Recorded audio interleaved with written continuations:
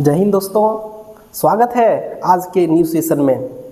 आज का जो हमारा टॉपिक है वह है विद्युत चैप्टर का एक बहुत ही इम्पोर्टेंट टॉपिक, जिसमें हम लोग एक फॉर्मूला को ड्राइव करने सीखेंगे जिसका नाम है श्रेणी क्रम संयोजन। आज हम लोग जानने वाले हैं कि श्रेणी क्रम संयोजन किसको कहते हैं और उसके लिए एक छोटा सा व्यंजक है जिससे बहुत ही इम्पोर्टेंट 10th क्लास का जो हमारा ये पोर्शन है, इस चैप्टर का यह भाग अगर बोला जाए तो ये पार्श्व क्रम और श्रेणी क्रम होता है। तो आज हम लोग एक पार्ट्स को देखने वाले हैं, केवल श्रेणी क्रम संयोजन के बारे में जानने वाले हैं। क्या है श्रेणी क्रम संयोजन और क्या है उसका डेरिवेशन, ये हम लोग सीखने वाले हैं। तो सबसे पहले हम लोग समझ लेते हैं कि श्रेणी क्रम संयोजन क्या है। देखिए समझिए, एक श्रेणी क्रम संयोजन क्या है। यहाँ एक फिगर हम बना के रखे हुए, देखिए हमारे पास 3 प्रतिरोधक होते हैं। इसमें हम लोग 3 प्रतिरोध को जोड़ा गया है। देखिए ध्यान दीजिएगा, एक ठो आप अगर इसमें ध्यान देते हैं तो इसका डिफिनेशन लिखने में बहुत ही आसान हो जाएगा।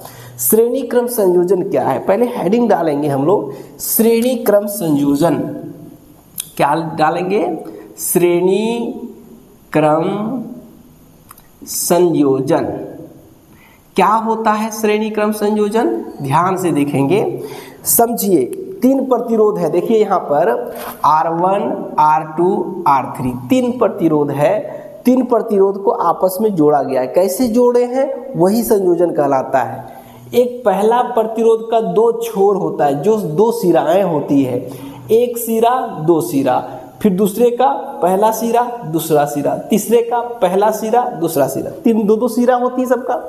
तो पहले प्रतिरोध का दूसरा छोर, पहले प्रतिरोध का दूसरा छोर, दूसरे प्रतिरोध का पहला छोर, छोर का मतलब सिराएं आपस में जोड़ा गया है, तथा दूसरे प्रतिरोध का दूसरा छोर तीसरे प्रतिरोध के पहले छोर से जोड़ा गया है। इस प्रकार के संयोजन को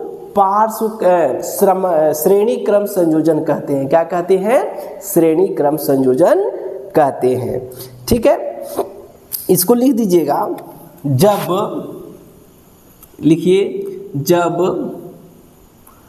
पहले प्रतिरोध का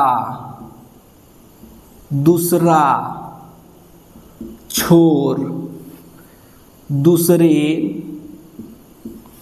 प्रतिरोध का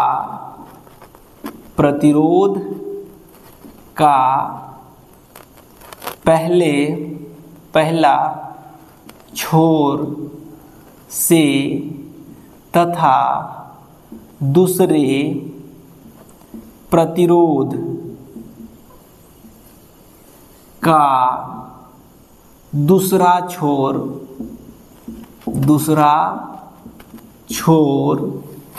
तीसरे प्रतिरोध के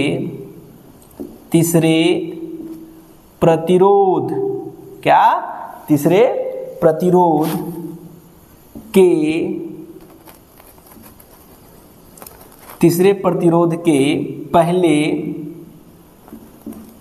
छोर से जोड़ा जाता है। इस प्रकार के संयोजन को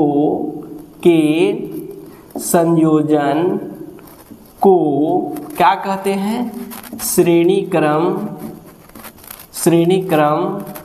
संयोजन कहते हैं। ठीक है, कि जब किसी भी प्रतिरोध 3 प्रतिरोध लिए हैं तो तीनों को अगर पहले को दूसरा के पहले छोर से और दूसरा का दूसरा छोर तीसरे के पहले छोर से अगर हम संयोजित करते हैं तो इस प्रकार के संयोजन को क्या कहते हैं? श्रेणी क्रम संयोजन कहते हैं। कौन क्रम? श्रेणी क्रम संयोजन कहते हैं। आइए प्रूफ करेंगे। क्या? अब यहाँ देखिए 3 ठो R1, R2, R3 लिखेंगे। माना कि 3 प्रतिरोधक R1 R2 और R3 है को श्रेणी क्रम में जोड़ा गया है तथा इसके बीच विभवांतर क्या क्या है, V1 V2 तथा V3 है। क्या है विभवांतर? V1 V2 V3 है तथा इसमें प्रवाहित धारा है ना है तथा इसमें प्रवाहित धारा आई है। क्या है? आई है। मतलब हम लोग 3 प्रतिरोध लिए, R1 R2 R3 और उसमें विभवांतर V1 V2 V3 है, तो इसमें प्रवाहित कितना धारा हो रहा है? आई जो है वो धारा हो रहा है। तो यहाँ हम लोग ओम के नियम से क्या करेंगे?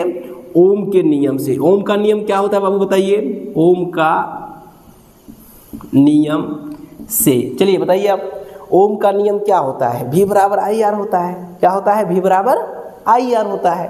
तो यहाँ लिखेंगे V बराबर क्या होता है? I R. क्या होता है?